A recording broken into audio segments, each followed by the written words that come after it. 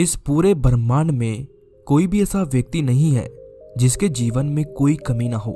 सभी मनुष्य के जीवन में कोई ना कोई कमी अवश्य होती है और हम सभी में वो कमियां हैं। और हम सब में से बहुत से कम लोग ऐसे होते हैं जो अपनी कमियों को जान पाते हैं और उन्हें पूरा कर पाते हैं, जिससे फिर वो जो चाहते हैं वो उन्हें मिलता जाता है। और जो लोग अपनी कमियों को पूरा नहीं कर पाते हैं उन्हें कुछ भी हासिल नहीं होता है। तो आखिर वो कौन सी गलतियां हैं जो आप कर रहे हैं, मैं कर रहा हूँ और हम सब कर रहे हैं, और उन गलतियों की वजह से हम अपनी कमियों को पूरा नहीं कर पा रहे हैं, जिसकी वजह से जो हम चाहते हैं वो हमें नहीं मिल पा रहा है। तो आइए आज मैं आपको एक कहानी सुनाता हूँ। उस कहानी में आपको ये पता चलेगा कि उन बौद्ध भिक्षु ने कैसे अपनी कमियों को पूरा किया। आखिर उन्होंने ऐसी कौन सी विधि अपनाई जिससे पूरा ब्रह्मांड उनकी कमियों को पूरा करने में लग गया। अगर उनकी ये विधि हमें पता चल जाए और हम भी उनकी विधि को समझ लेते हैं तो फिर हम भी अपने जीवन में अपनी सारी कमियों को पूरा कर सकेंगे और हमारी कमियों को पूरा करने में ये ब्रह्मांड भी हमारा साथ देगा। जो हम चाहते हैं वही हमको मिलेगा। हम कौन सी गलतियां करते हैं और हमें उन गलतियों को कैसे सुधारना है जिससे कि हमें हमारे जीवन में सब कुछ प्राप्त हो जाए और जो हम चाहते हैं वो सब कुछ हमें मिल जाए। इसीलिए आपको इस कहानी को अंत तक अवश्य सुनना होगा। ये विधि बहुत पुरानी है। इस विधि को पुराने जमाने में बड़े बड़े ऋषि मुनि उपयोग में लिया करते थे और उसी विधि की वजह से वो लोग जो भी चाहते थे, जो कुछ भी बोलते थे, जो कुछ भी सोचते थे, वो सब कुछ सही हो जाता था। और जब ऐसा होता था तो हम लोग सोचते थे कि कोई चमत्कार हो गया, जबकि वो कोई चमत्कार नहीं होता था। वो इस ब्रह्मांड का नियम है। और जो मैं आपको बता रहा हूँ ये कोई अंधविश्वास नहीं है, ये हकीकत है और ये विधि वास्तव में काम करती है। और आज भी जो लोग इस विधि का उपयोग कर रहे हैं वो अपने जीवन में जो चाह रहे हैं वो उन्हें प्राप्त हो रहा है। बहुत पुराने समय की बात है। एक नगर के बाहर एक जंगल में एक बौद्ध भिक्षु रहा करते थे। जिस जंगल में वो रहते थे वो जंगल इस दुनिया का सबसे खूबसूरत जंगल था। उस जमाने में सभी लोग खेती किया करते थे और खेती ही उनका व्यवसाय था और खेती ही उनके जीवन यापन करने का एकमात्र सहारा थी। वहीं से उन्हें भोजन प्राप्त होता था और पशुओं के लिए चारा प्राप्त होता था। लेकिन अचानक ही किसी वजह से वहां पर अकाल पड़ गया। पानी की एक बूंद भी नहीं बची। सभी फसलें खराब हो गई। लोग भूख प्यास के कारण तड़प रहे थे। उन्हें कोई भी रास्ता नजर नहीं आ रहा था। उन्हें समझ ही नहीं आ रहा था कि अब वो क्या करे। फिर उन गांव वालों में से एक बुजुर्ग ने गांव वालों से कहा कि हमारे जंगल में जो बौद्ध भिक्षु रहते हैं अब वही हमारी समस्या का समाधान कर सकते हैं। वो बहुत बड़े आत्मज्ञानी हैं, उनके पास कोई ना कोई हल अवश्य होगा। जब गांव वालों ने सुना तो उनमें से एक युवक उन बौद्ध भिक्षु को ढूंढता हुआ उनके पास गया। जब वो वहां पहुंचा तो बौद्ध भिक्षु अपनी तपस्या में लीन थे। उस युवक ने बौद्ध भिक्षु को प्रणाम किया और बौद्ध भिक्षु ने उस युवक को वहां आया देखकर उससे कहा कि क्या हुआ बेटा, यहाँ कैसे आना हुआ। बौद्ध भिक्षु की बात सुनकर वो युवक बोला कि महाराज, हमारे गांव की हालत बहुत खराब है। कई दिनों से वहां बारिश नहीं हो रही है। लोगों के हालात खराब हो चुके हैं। सब कुछ बर्बाद हो गया है। महाराज, आज तक हमारे गांव में इतना सूखा कभी नहीं पड़ा। लोग भूख प्यास के कारण तड़प रहे हैं। ऐसा लग रहा है कि सभी लोग भूख प्यास के कारण ही मर जाएंगे। अगर ऐसी हालत रही तो गांव में कोई भी नहीं बचेगा, पूरा गांव समाप्त हो जाएगा। अब आप ही कुछ कर सकते हो, आप ही उन लोगों को बचा सकते हो, क्योंकि मुझे पता है कि आप कोई ना कोई ऐसी विधि अवश्य जानते हो जिससे कि लोगों की जान बचाई जा सकती है और बारिश हो सकती है। क्योंकि हमारे गांव में बहुत दिन हो गए लेकिन बारिश होने का नाम नहीं ले रही है और चारों तरफ सूखा ही सूखा पड़ा है। अगर ऐसा ही चलता रहा तो सब कुछ बर्बाद हो जाएगा। अब आप ही कुछ कर सकते हैं। मैं आपके पास बड़ी आशा के साथ आया हूँ, आप हमारी सहायता कीजिए। मैं यहाँ से खाली हाथ वापस नहीं जाना चाहता। अगर आपने हमारी समस्या का समाधान नहीं किया तो सभी लोग मर जाएंगे। उस युवक की बात सुनकर बौद्ध भिक्षु कुछ सोचते हैं और कुछ देर सोचने के बाद उन बौद्ध भिक्षु ने उस युवक को कहा कि ठीक है, मैं तुम्हारी मदद अवश्य करूंगा। यह कहकर वो बौद्ध भिक्षु उठे और वहां से जाकर थोड़ी दूर पर खड़े हो गए और हाथ जोड़कर कुछ करने लगे। ये सब जब उस युवक ने देखा तो उसे कुछ भी समझ नहीं आया कि ये बौद्ध भिक्षु हाथ जोड़कर क्या कर रहे हैं। कुछ देर बाद वो बौद्ध भिक्षु वापस आए और उस युवक से बोले कि जाओ अब बारिश हो जाएगी। बौद्ध भिक्षु की ये बात सुनकर इस युवक को बड़ा हंसी हुआ। फिर उसने बौद्ध भिक्षु से कहा कि महाराज, आपने हाथ जोड़कर क्या किया है? क्या आपने कोई प्रार्थना की है जिससे कि बारिश हो जाएगी? युवक की बात सुनकर बौद्ध भिक्षु मुस्कुराए और युवक से बोले कि नहीं, मैंने कोई प्रार्थना नहीं की। बौद्ध भिक्षु की यह बात सुनकर उस युवक ने उनसे कहा, तो फिर आप इतनी देर खड़े रहकर दोनों हाथ जोड़कर वहां क्या कर रहे थे? युवक की बात सुनकर बौद्ध भिक्षु बोले कि मैं वहां खड़े होकर कोई प्रार्थना नहीं कर रहा था।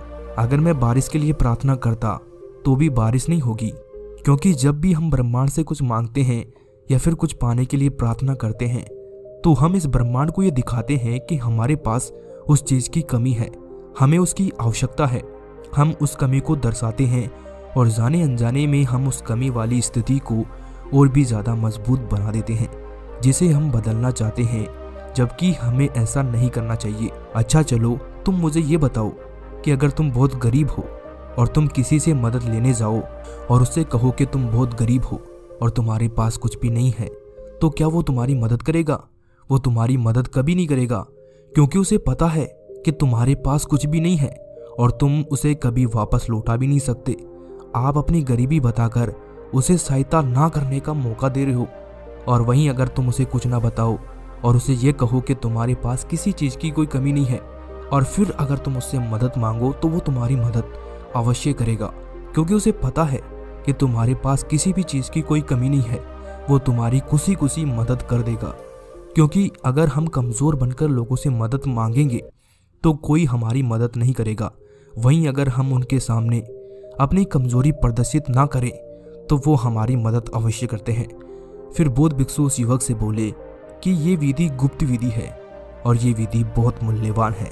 मैं ऐसे तो इसे किसी को नहीं बताता, लेकिन हाँ, मैं तुम्हें ये विधि बता रहा हूँ ताकि बारिश होने में यदि समय लगे तो तुम इस विधि का उपयोग कर लो, क्योंकि कभी कभी हमें बार बार इस विधि का उपयोग करना पड़ता है।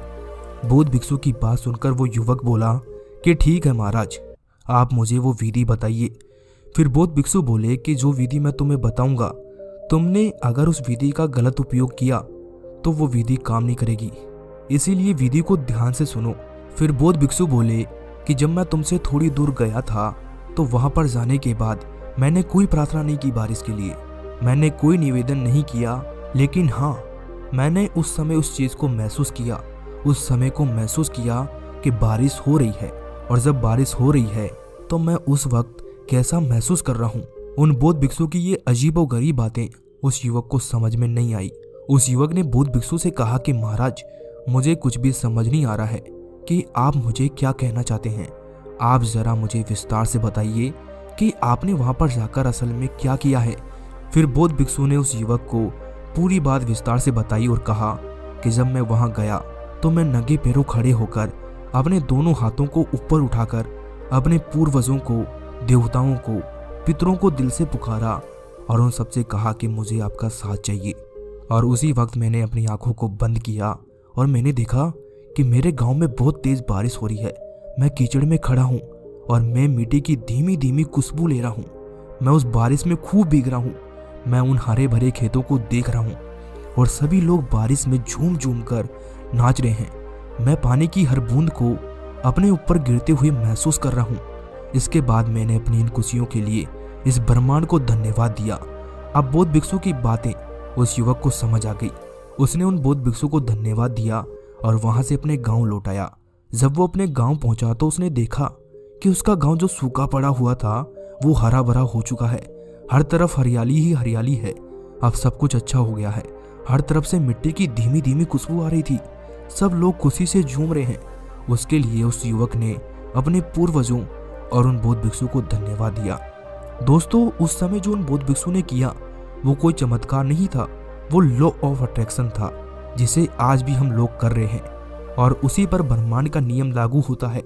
जिस तरह से बौद्ध भिक्षु ने बताया कि मैंने उस चीज को महसूस किया, उस पल को महसूस किया, उसे ही आज के वैज्ञानिक और बड़े बड़े महात्मा उपयोग में ले रहे हैं, जिससे वो जो चाहते हैं वो उन्हें मिल जाता है।